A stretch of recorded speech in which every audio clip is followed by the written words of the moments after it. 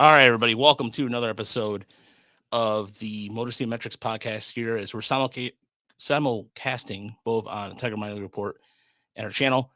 I'm Rogelio, alongside me is Camrin, and it looks like it's just going to be the two of us this evening as Yooper is watching football, watching the Packers play the Chiefs. I think the Packers were up, right, Camrin? Yep, 14-6. And Chris got called for emergency, so he's fixing a furnace right now as we speak in White Lake.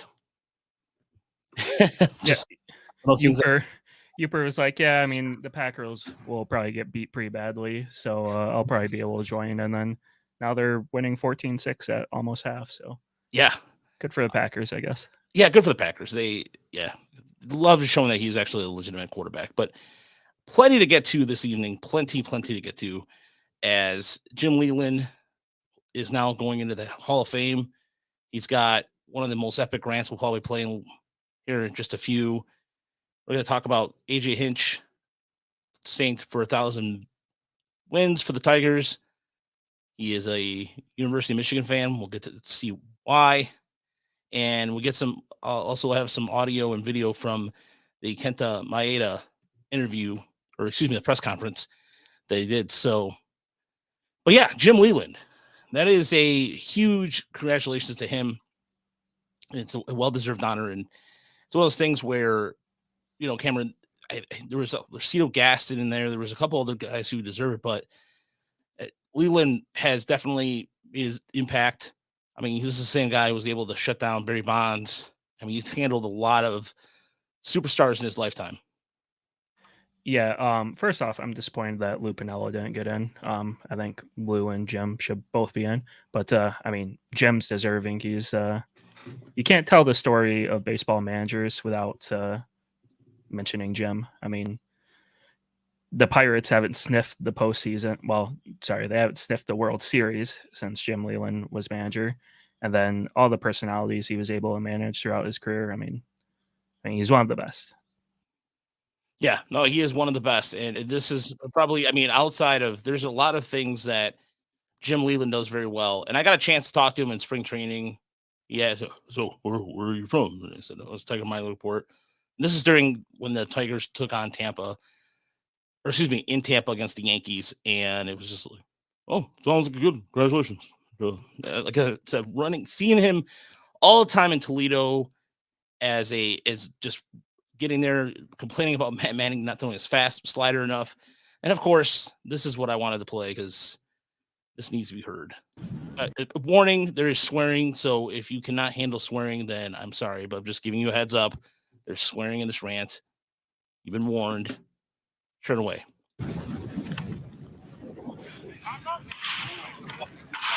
Don't fuck with me. I'm not fucking with nobody. Don't fuck with me. I've had enough of this fucking shit.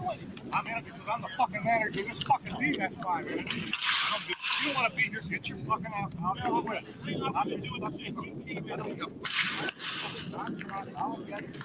Everybody knows you're fucking pissed off. So let's get the fucking shit over with right fucking now. I don't want to see no more or go home. That's fucking fucking. Excuse me, bud. I'm fucking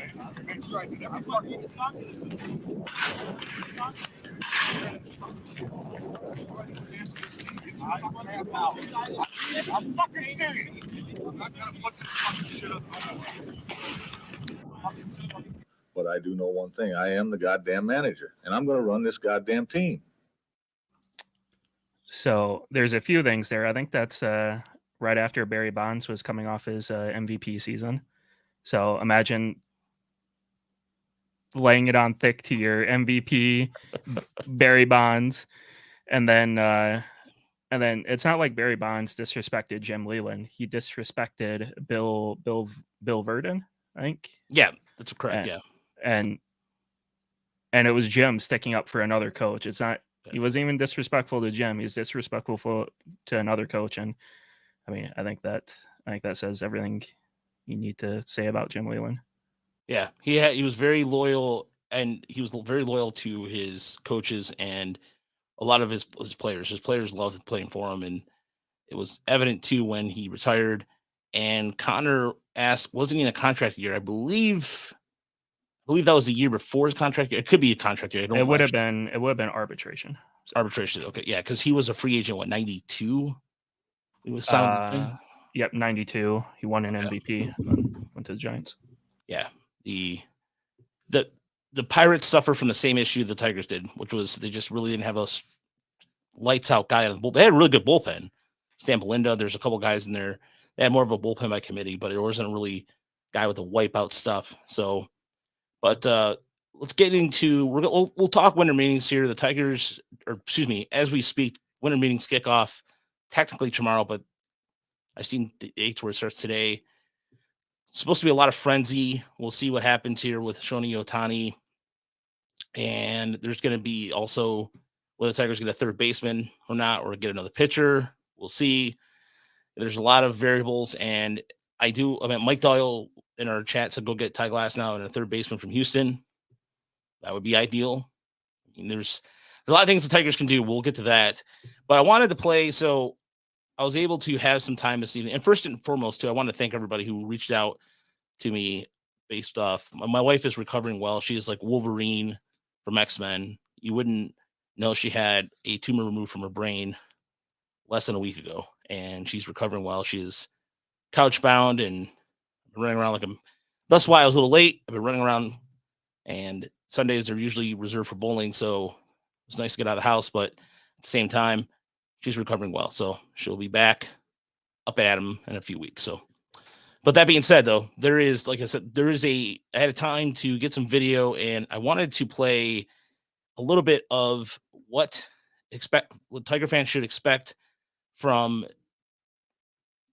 Kenta Maeda as he was on with. We had a chance with the presser, and one of the things one big takeaway I take from the presser was. One of many things. Scott Boras is a video game boss. Like he speaks in cliches, and I didn't clip his stuff, but it was just hearing him talk, just like, he name drops, it's like, I was talking to Spencer Trockles and I was just having lunch, and I'm paraphrasing a little bit, but he sounds like a mob boss from a Scorsese movie. Like, yeah. And he does. And speaking of that, I'll play this here. To negotiate with teams and make it happen. And then here I am today. So I'm very happy about that. So I think props to Scott for PRing me for all the positives that I have or that I may contribute. As you can see, give tribute to the boss, Boss Boras. I want to know what he actually said. I wish there wasn't a translator and we could hear what he actually had to say about Scott Boras, because the translators struggled there for a second to put that into words. Camrin, it didn't occur to me that because I didn't look at the reaction well. It was translation, but he did kind of smirk a little bit, but yeah. Scott Boras is great at his job. I'll give him that. Yeah. And so this is Maeda talking post-surgery, how he felt after Cody Saberhagen at the Athletic asking the question. Early on the season, unfortunately, I got into the injured list. But afterwards, since around June, I think I've come back pretty strong. Velocities creeped up to pre-surgery, so that's very encouraging. So everything, tracked along very well. Yeah, and during the interview, he was just talking about why. I mean, the Tigers. I had another clip, but for whatever reason, it won't play on. But it was basically saying that Tigers were very aggressive on courting him, and they did their homework on him, and he was talking about being in the division, so having that familiarity. And also, apparently, the Tigers are big in Japan. The Tigers not having a Japanese player for so many years, that's not really a huge factor for me. But now that I'm here, I think it's a good opportunity for fans in Detroit and fans overseas in Japan to, recognize and raise awareness for Detroit and Tigers. And I hope all the fans will get to know the city and get to know the team. でも、デトロイトのタイガースのユニフォームとか帽子のマークとかかっこいいから、日本で多分分からずにニューエラのキャップかぶってる人がいっぱいいるんだけどね。So the Tigers logo on the hat and jerseys, I think that's a pretty cool looking logos. And I think a lot of people in Japan are already wearing hats and jerseys, not knowing it's a Detroit Tiger just for the looks. So it's already a thing here. That was positive to hear that too. So that was a good thing there. And Stan brings up the Boris does have 150 clients that work, and his operation's impressive. Like you're talking binders, stacks of each player, and this might be for 1 year. Like you talk about binders like this thick that I got here, that could be for a month, probably. But I mean, to be clear, it's an agency. It's not like Scott Boras himself is running around trying to negotiate for 150 players. He's just the figurehead. Yeah, probably awesome. Negotiating for the top players, but yeah, his top earners more likely. I mean, there's a few Tigers too. I think Torkelson, and I think there's somebody else too. Torkelson's only big name. For whatever reason, I thought there was somebody else too. But actually, it was Spencer. I'm sorry, Spencer Turnbull. Yeah. I got I got a question about that, about the whole Turnbull thing. We'll talk about that a little later. And then some of the other things for the weekend, and that Camrin did a really good job of capturing here on Twitter, was AJ Hinch was on the show Foul Territory, and it's got a couple players. Was that Todd Frazier? Frazier, Brzezinski, Eric Kratz, who I think played with Hinch. Yeah. And then Scott Braun formerly from MLB Network. Yeah. Hey Clay, good to see you in here. Guest on the show as well. So let's go into a little bit of what he said as we present Tiger clips.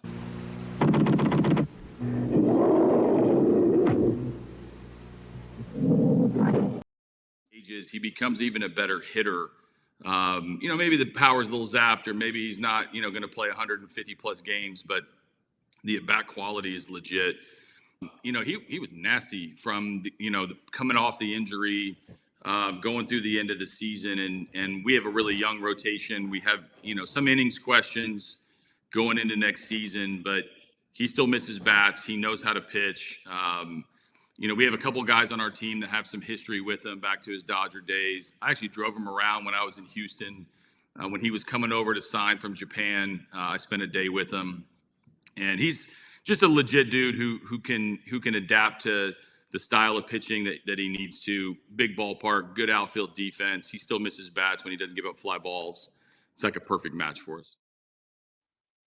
And he originally was talking about Mark Canha originally on that first part of that clip. So then we got a really good some audio here from AJ Hinch on staying in Detroit, and he had a question that he answered spot on without any hesitation. Do you get your 1,000th career win as a manager as a Tiger? Yes. Yeah, 100%. This song is called Tigers. Let's go. G-O. Come on, Tigers, let's go. 100%. Love to hear that. That's awesome. To me, I think that just how confident you say that, it doesn't mean, oh yeah, World Series this year or all that stuff. Right. It just means like a continuity for your players, for the front office, for the fan base. All that stuff matters in a time when all we talk about every day is who's going to go here, who's going to go there. Yeah. Oh, we want this person, we want that person. And the Tigers have a solid rock at their manager position. I think that's awesome. Yeah, no, I appreciate that. I'm lucky to be here. I also love what I do. I love who I work with. The player banter is real. You're talking about Casey Mize. Like, I hope you guys asked him about Auburn football, because I know I did. Oh, yeah. After they blew it. So these jobs are incredible. When you can get the ball rolling a little bit, you start getting the right people around you, get the right culture. Everybody throws that word culture around, but when you get that right feel, like you guys have all walked in clubhouses and been like, not great. We are the opposite, and I think that's a good, stable, baseline for what's ahead for this organization. And he's absolutely correct about that. The clubhouse is a very good atmosphere when you go in there, and so it was good to see him on there. The Foul Territory podcast, I believe it's a podcast, so you check it out. It's a part of the Fox Sports brand podcast. So, oh yes, thank you, Connor. Scooble is a Boris Corp client. I knew there was one other person. I totally forgot about that. So, but let's get back to Maeda here, and of course, the question was asked about whether or not that he'll be helping get more Japanese players on the team. And of course, the answer was, of course, whatever the Tigers need and what have you. But as we look at going into winter meetings, Camrin, it seems like as far as some of the bigger names go, you're hearing Ohtani talk possibly getting $600 million. The Boston Red Sox are already out of that sweepstakes. And then it's been really, where's Juan Soto going to be? You hear about Toronto is going to be mentioned in there. And then, I don't know, like somebody asked a question on Twitter and about the Tigers being like the kind of dark horse. And apparently also with Yamamoto, who has been, the Giants are just pushing hard. Apparently that he may not end up signing this week, but I don't know. There's a lot of storylines here, but let's start with as that dark horse candidate, Camrin. I mean, they honestly believe that the Tigers are going to spend. I believe Scott Harris has the permission to spend if he wants. I don't know if he's going to go as high as some people would like him on a Japanese pitcher, but I think their hats in the ring. Scott Harris hasn't tipped his cap at all, really. I don't think since he joined the Tigers, so it's really hard to say. I hope the Tigers are a dark horse, but I mean, outside of a few John Morosi tweets, we have nothing to really back that up. Yeah, it was to the point where when I was talking to Chris Mikowski, who's going to be on with us later this week after the winter meetings, he said that he's like, he's just it's super quiet. And so, but as far as where Juan Soto goes, isn't it strange? We're here sitting and talking about this, that this guy, Juan Soto, is already going to be on his third team, and he hasn't reached that big contract yet, has he? Yeah, he's still arbitration, and he's only 25. Yeah, like, I mean, generational talent. I tweeted earlier this week that I'd rather have the Tigers trade for Soto and sign him long term than to go after Ohtani. I love what Juan Soto. I love what he brings. And it seems like the Yankees. I wish I had the tweet pulled up, but the Padres are off asking a lot for him, and the Yankees aren't wanting to budge. So I'm hoping the Tigers can maybe give the Padres a little something that the Yankees aren't willing to give, because it seems like the Padres want a lot of arms, and the Tigers have some to give out. Yeah, and the Yankees, in terms of arms too, they traded quite a bit in the last couple seasons to acquire some talent. So their system right now is not as deep as it once was with arms. So I actually don't blame New York, because if you look at the free agency market right now, the Yankees are pretty much, as far as what you can spend on pitching, I mean, it's kind of limited on what they can do or get. I mean, they could get Blake Snell who knows where the Yankees are going to go with that, but it just seems like Brian Cashman has been more reserved about. You used to think like it was 10 years ago. The Yankees were always mentioned as a place. It was always going to be the Yankees or whomever else. But now it just seems like it's a lot quieter. And if they're not willing to give up those kind of prospects, yeah, the Tigers could give. I mean, you could talk about 3 or 4, possibly even 5 arms up for Juan Soto. I do it. I'd give them Matt Manning, Ty Madden, someone from the bullpen they want, and then someone else in AAA or AA that they want. Like, for 1 year, that's just for 1 year Juan Soto, and hopes of getting to keep him for long term. And I think whoever pulls off this trade, it's going to be like going back to like Miguel Cabrera trade. It's going to be like a blockbuster type thing. Yeah, and there's going to be a lot of, in terms of like prospects that will go back and if the Tigers see, the thing is that even with that 1 year deal, it's almost like your history repeats itself. Do the Tigers do another Juan Gonzalez deal? And I don't know about that. See, I remember the whole Juan Gonzalez deal when it was happening, and I was just graduating from high school, and it was just like, oh, it's like, come on, he's not going to come here. You could tell his body language, everything. He did not want to be here, and I just rather the Tigers, if they're going to give up prospect capital, I would want reassurances that at least he's going to sign here long term, because then otherwise you waste all that depth you built up for nothing. And So I guess Soto is a Boris client, I believe. And maybe Harris has tipped his cap a little bit, not to get into Spencer Turnbull too much, but Spencer Turnbull was given a full year of service time. There's logistics and stuff in that, since he was supposed to be on the minor league IL and stuff, but I'm thinking the Tigers gave Boris wanted a little favor, so the Tigers just gave it to him in hopes of keeping Boris on their good side and being able to get the negotiations rolling on some of these better players that the Tigers actually want. I like that thinking there, Camrin. I like that. You do me a favor, I'll scratch your back, I'll scratch your back. Yeah, I could see that, because this is a completely different negotiation staff with Harris and compared to speaking to Al Avila. So yeah, you want to get off to a good start with that too. So the other, as far as what the Tigers need to address, of course, there's rumors now that Isaac Paredes is on the trade block, which, yeah, strange things have happened. I know Tiger fans may want that, may not. I don't know. I'll ask everybody who's on YouTube this evening, would you like to see Isaac Paredes back in a Tigers uniform? And I should start a poll for that, but I'll go first if you don't mind. Go for it. I love Paredes. I was pretty skeptical of the trade when it happened. I thought Paredes was always a guy where if you actually gave him some playing time, you didn't play him 3 times a week. If you gave him actual at bats, he would be able to come around and prove himself. And he's kept that high OBP while hitting homers. And if you look at his baseball savant, it may not be the prettiest, but he has the same approach that Torkelson started taking halfway through the year, where anything inside, he's pulling it and it's going 400 feet. And then he's also got good enough plate discipline where if you don't throw him something he wants to pull 400 feet, he'll go ahead and take his walk. So, and then you can pencil him in third base, second base, first base. He played all over for the Rays. So, but then again, you're trading with the Rays. So what do the Rays know that everyone else doesn't?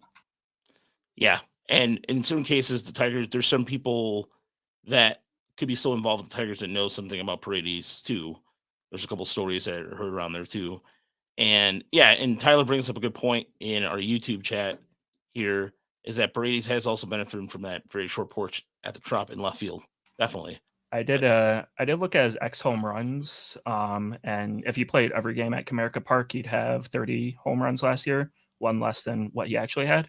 So I don't even know if it's short porching it in left field. I think when he gets a hold of it, they're no doubters. Especially, I remember when he was in the Tigers uniform in guaranteed rate field, those couple that he did hit the left. I mean, they were absolute bombs. They were just not wasted pitches. And then there's Matt Chapman. Now there is the thing with Matt Chapman is there's kind of, I think that there's some fans out there that want Matt Chapman because he fills the void and he's 30 years old and would be a good 5-6 more player on a team, and it would be an automatic upgrade. However, how much money does Matt Chapman want? How much is he going to command? Those factors play into it. And you also have, as far as Matt Chapman goes, you have a couple of situations where he's a right-handed bat, which is perfect because the Tigers do need some more right-handed power. They don't have any some more thump in the right side. But then there's the issue of Colt Keith and Justin Henry Malloy, and also with Chase Young. And look, honestly, I'll just say this: Colt Keith is not going to play unless they totally complete change course. If you look at the last month of the season in Toledo, Keith primarily played second. for whatever reason, Malloy started playing the outfield again when he was told he was going to play third. That being said, there's no, and you're putting Young in the Arizona Fall League to see what he has at third. And he won the best defensive player at second base in the Midwest League. So it is a conundrum of sorts because the Tigers, I think, really have a couple players that don't fit that. And as far as Paredes goes, no, I'll pass on Paredes. Just that's my 2 cents on it. But Camrin, I'll ask you: Would you go ahead and make a play for Matt Chapman? No, I think I've said it before that it has a good chance of turning into Javi Baez 2.0, where he's great defensively. He'll put up 1.5 WAR just on his defense alone. But after his hot start in April of having a 140 OPS, the rest of the year he hovered around an 85 OPS.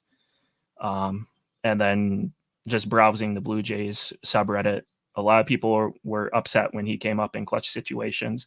He'd either strike out or roll over. So I just don't like Matt Chapman long term, and he'll want a long-term contract. I'm looking at a Isaac Paredes or Jamer Candelario type, where if Jace Young is ready to come up and prove himself, that I have no problem giving him that bats and put the paid player getting rep somewhere else. Well, I mean, there's people. The reason why somebody would want to sign Matt Chapman fans is because he's a name and he's a proven commodity. You know, there's a lot of things we could say about that, but I would pass on that too. Maybe I would love a Candelario reunion, but I think that ship has sailed, unfortunately, based off with the Tigers, the way that the whole situation ended at the end of his career here in Detroit. So, or his time here rather. So I don't know, like that would be nice. But I think also it could come via trade. I think I've been saying this for a while, and I'm going to continue to say this. I think there's going to be some sort of prospect trade with the Tigers. I don't know they can go multiple directions. You've seen the Cardinals have signed Kyle Gibson. They've been rumored to get more pitching. So do you trade your trade capital, the Cardinals, for some offensive firepower? Do you make that Gorman trade? There's a lot of, but we have no earthly clue what Harris is going to do. None. He could. I will say this: there's 3 things we can recognize, and tell me if I'm right or wrong about this. 1, he likes players that play multiple positions. That's just a fact. 2, the control the strike zone philosophy, sticks with it with an iron fist. So players that fit that mold. If they don't, he's not interested. And 3, I really think he has no, I don't want to say loyalty, but he doesn't really, I think he's willing to trade anybody he can, whomever it may be, to get, I mean, we saw this earlier with Blake Holcomb. He had a really good year. Tigers traded him, no doubt. But I think the Tigers in the past would have not done the same thing. The Tigers loved hanging on the prospects for way too long. So I think that those 3 things to me seem like the most clearest. Alex Berman would be nice, but I just don't see Houston. Yeah, I think Houston would want a lot for him, even with just 1 year left, because they're still in a competitive window. They want to win. I don't know, that Mark Canha trade, it happened middle of the day on like a Tuesday, and no beat reporter had it or anything. Just the Tigers official account came out and, hey, we got Mark Canha, and I'd be on the lookout for something like that again in the next 3 days, like just some random trade that we didn't expect. Hopefully for a third baseman. Yeah, I think they go to the NL for that. I think an NL team just seems like it's most logical decision here, where the Tigers would go. Also, I mean, if you look at teams like the Cardinals, the Brewers, they have a lot of trade capital to go with. And so, but as far as Isaac Pacheco, Stan did ask a question in here. We got some questions too on Twitter we'll get to, but this one seems fitting to what's going on. Parker Meadows started his aggressive ascent from Detroit from West Michigan. Do we either think that Isaac Pacheco has the same potential? I give him another year to figure it out. He's still very young. I think Pacheco defensively was fine. It's just last year he looked a little overwhelmed with like when a lot of times when pitchers would go up inside, they were able to jam him pretty easily. He had some really bad at bats, not Gage Workman like at bats, but there's some bats where he definitely looked a little overmatched. And towards the end of the season, he was picking up a little bit. But I think he starts in West Michigan again, and I think if he continues to work, I mean, he's working on his swing. I think by the middle of the summer, if he gets off to a hot start, I think by middle of summer you could see him in Erie. But it really depends on how he starts. I see him maybe another year away from being considered maybe on the upper part of the prospect level, but that's just me. Yeah, I mean, I agree. We have to remember development isn't always linear, and sometimes they have to take a step back to take two steps forward. What would it take to get Corbin Burns? I'd rather just go get Woodruff and let him rehab for the year. Especially with the way the Tigers have changed their medical staff. I'd be interested to see that. So that's what I mean, I think it'd be a perfect, like, can we take this pitcher who is an elite pitcher who's injured, and can we keep him elite or make him even better after injury? It'd be a great test to have. And he's injured, so he probably isn't. Now's the time to get him before he comes back and hopefully shows out. Yeah, we're going to also get to the zip projections too. So we'll get to the zips because that was happening earlier. That happened, was that Friday or? Yeah, Thursday, Friday. Yeah, Thursday, Friday. We'll get to that. But as far as anything else to go, I mean, like I said, what's the average age in high A? I think I want to say 21, but I'm not 100% about that. I'll double check that. Our crack research department on that. So, but lastly, I'm gonna non-Tiger related. Are like some of these big market teams have also been very quiet. So, I'll have two questions for you, Camrin. One, do you think a big market team is going to do anything major? And two, are the Baltimore Orioles going to do anything, like, or going to attempt to do anything in this offseason? Unlike where I think Scott Harris has permission to spend, but may not want to, I think the Baltimore Orioles don't have permission to spend, but really want to, because I mean, everything their owner has said and done the past year has been like anti-Oriole. Ari said he doesn't want to lock up their young core long term, so I don't see the Orioles doing anything unless it's a trade. I don't see them signing some big free agent. The Dodgers, on the other hand, I think they're waiting for Shohei Ohtani to make a decision before they start going out. I think their only thing they've done is Joe Kelly, and Jason Hayward. So they're waiting to spend big money after Ohtani makes his decision. Is it bad that I remember that Jason? I was shocked that Jason Hayward was still in the league. Yeah, he had a good year last year. I think he was like 2.5, 3 WAR player with the Dodgers, and I guess that's what the Dodgers do. They take old guys and somehow make them viable again. Yeah, we saw that happen with I'm trying to think of. No, I was thinking of Carpenter, but he was with the Yankees when we had success. But no, it's like I said, I'm gonna make so my crystal ball prediction. I'm gonna make my official crystal ball. The Yankees have you're talking about Brad Ausmus in there.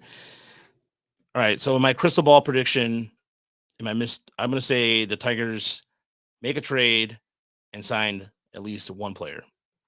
I know that sounds like a lame prediction, but I think there's going to be some sort of action happening. Major league player. Yeah, major league player. Okay. Well, yeah, major. Okay, so yeah, let me clear that up. They're going to use their minor league capital to trade for a major league player. That's, again, that sounds very generic, but I mean, if you want me be more specific, it's going to be an NL team. I'd be surprised. You know what? There we go.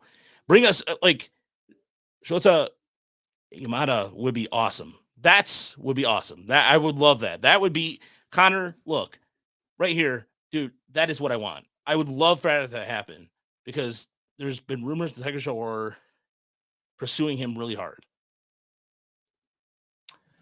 Yeah, my crystal ball prediction is very into the winter meetings at some point. All the beat reporters are all of a sudden like, oh, the Tigers are in on whatever Japanese pitcher. I think, I guess John Morosi has already reported a little bit, but I think like Passan or Rosenthal, they might start seeing that the Tigers are connected to something. And then I think I'm going to keep saying it until it happens. I think Akil Baddoo gets traded. I think he's off to a better team.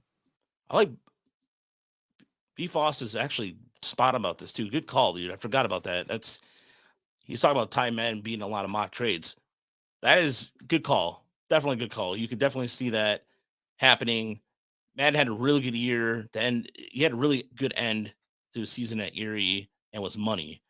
And once he started locating his fastball better on lefties, it really helped.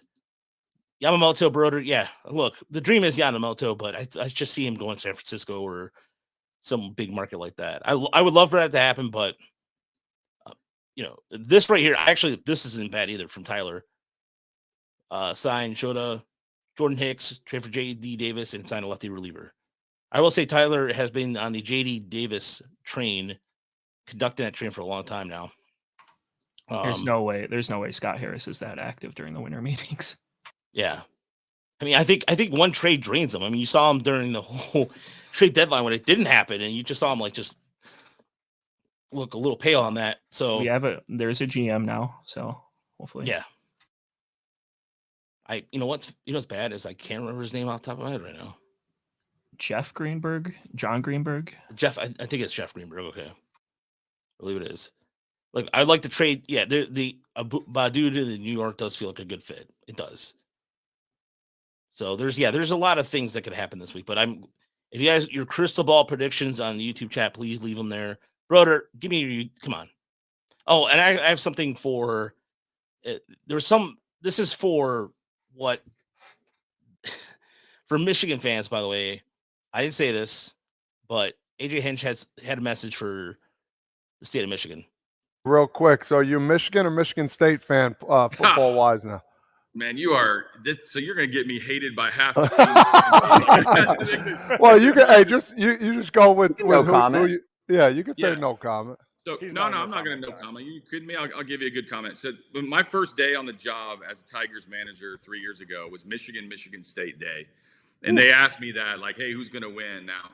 I did no comment that day because I'm like, you guys might not like me yet. You at least got to get in front of you a little bit. We are Go Blue on our staff because of Chris Fetter and Michael Bedard, two ex-Michigan alums, both coached there, both played there. They love their life. So I'm pro Harbaugh. I'm pro Michigan. That doesn't make me anti-Spartan. Like Michigan State, we still love you when you come to Tiger games, but we're rooting for Michigan this weekend. And there you go. So leave it at that. All right. So zip predictions. The Fangraphs does a really good job with their zip predictions. We were trying to get Dan Soprowski of Fangraphs on, but he's been a little busy. He actually said he might join us next week. So we'll see. Hopefully we will able to nail him down. But so as far as the pitching sort of pitching, how it looks for zip predictions here as I pull up the screen. Let's see here. That video, by the way, that was made over the weekend. So he was on the podcast, Friday or Saturday. So that was from the Friday or Saturday's Foul Territory podcast. Let's see here. So let's go into the zip predictions here. And here's how the Tigers fare for 2024. What was interesting was what was encouraging here was Sawyer Gibson Long and contributing at a 1.3 WAR, but right here, Camrin, Jason Foley, was pretty money. His K per 9 goes down a little bit, and just doesn't seem like he looks like he struggles a little bit. Yeah, I thought that was a little weird. Jason Foley does have a good BABIP, so maybe they're expecting some BABIP regression, but he's still an elite ground ball pitcher, so I still think he outperforms those numbers pretty well. I wish I had enough room to add innings pitch to this, because like they expect Schoolbowl to only pitch 107 innings, possibly have injury trouble again. So that's why he's only at two FWAR. And then I was kind of surprised by Mize. His one full healthy season was well better than that. So I guess I hope Mize comes back and from injury well.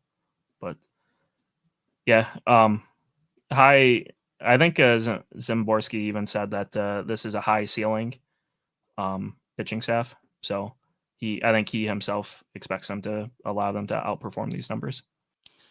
Yeah, I think so too. And in terms of historically speaking, how accurate they are, Stan, they usually would be fair to say, Camrin.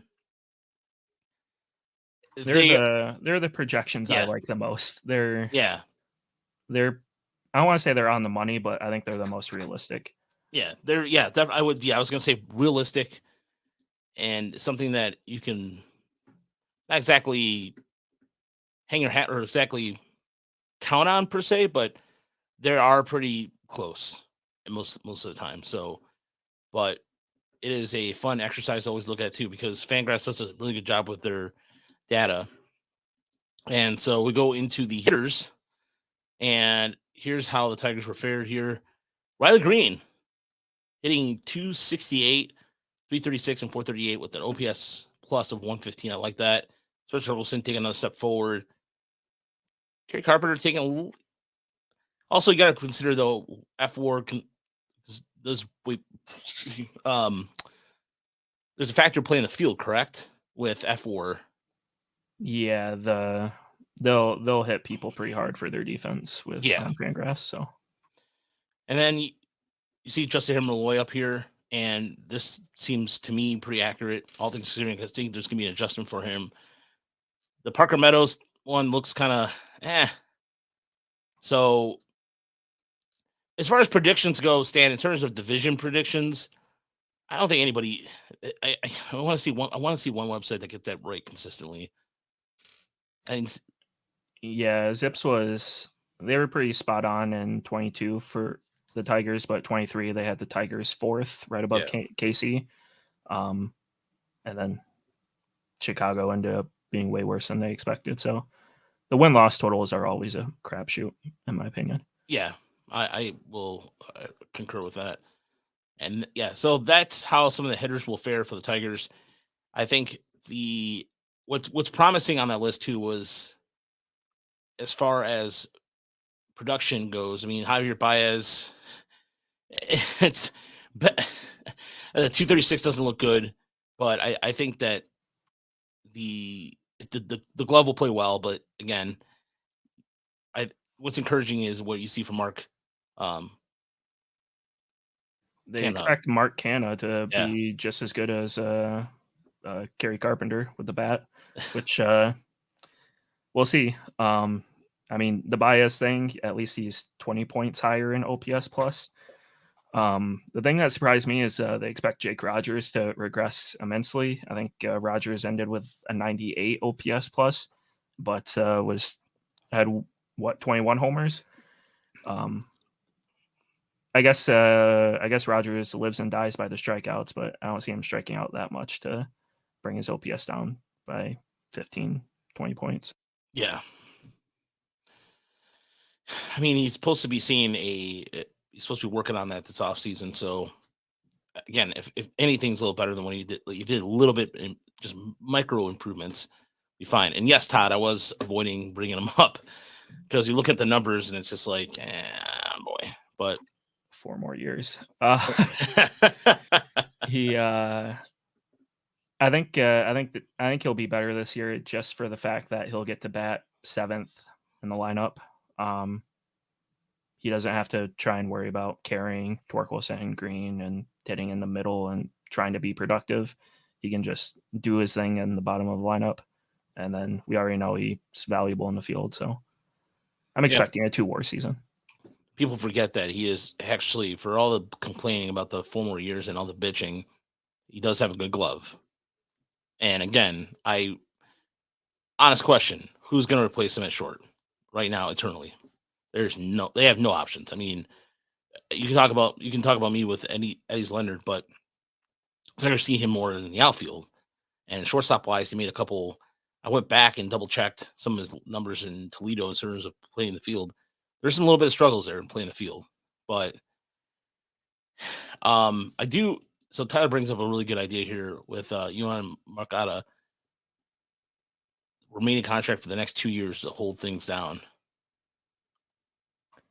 I don't even know how good he is at third base, but nah. I mean, will the White Sox even do that? Do they want to trade in division?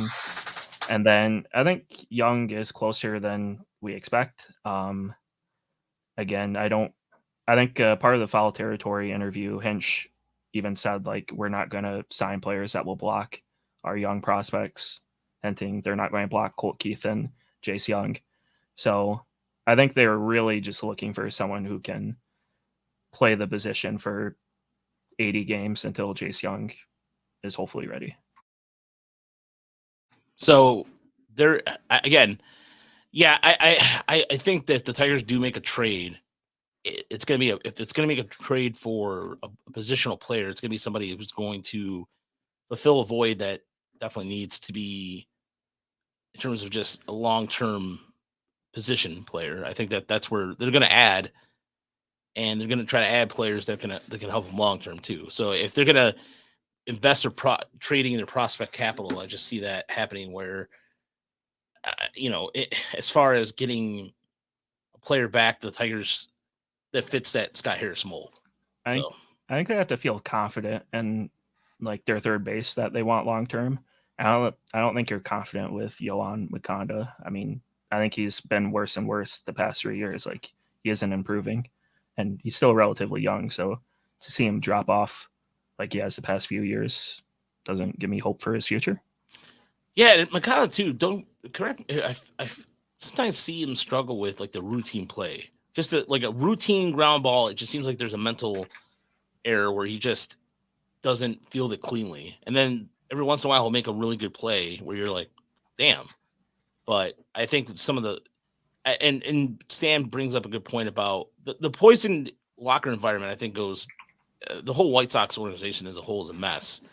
And I think even with Chris Getz being the new man in charge, I don't know how much more it's going to change. Like, I really, honestly, I just don't see much will change on that. We'll see. But we did get a couple questions on Twitter, and we'll get to anybody else's questions here before we get out of here. Pat talked about the thoughts on Detroit's viability as a dark horse for a top tier free agent in this class, and I mentioned that question earlier, and it's a good question, Pat, and thank you for sending it in on Twitter or X, whatever. I personally think the Tigers are playing in terms of among their division. They're already the most aggressive. I think they have a plan. They're going to stick with it. The White Sox haven't really done nothing. The Twins are cutting salary. Who knows what the hell's Kansas City's doing? And as far as Cleveland goes, they didn't spend last year. I don't see it happening again this year.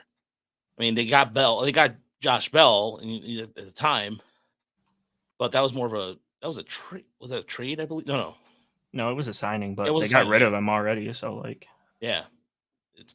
Plus Terry Francona's gone. So yeah, I mean, hopefully they're not running into another Brad Ausmus type situation over there where they completely fail after getting rid of Francona. But I guess I see why not. Why can't the Tigers win the AL Central this next year, especially if the Twins are cutting payroll and they're the only ones to make moves, like you said. So And Stephen Voigt, no offense to Stephen Voigt or anything, but you're replacing a legend.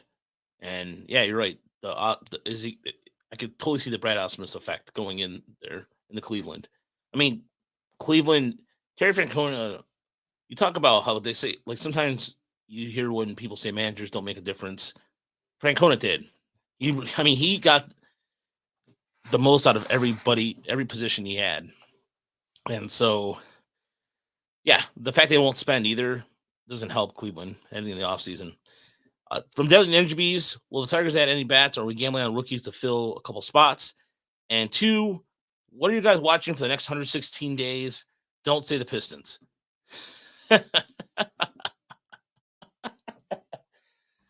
I haven't watched a single Pistons game this year, thank God. Haven't even seen a highlight, I think.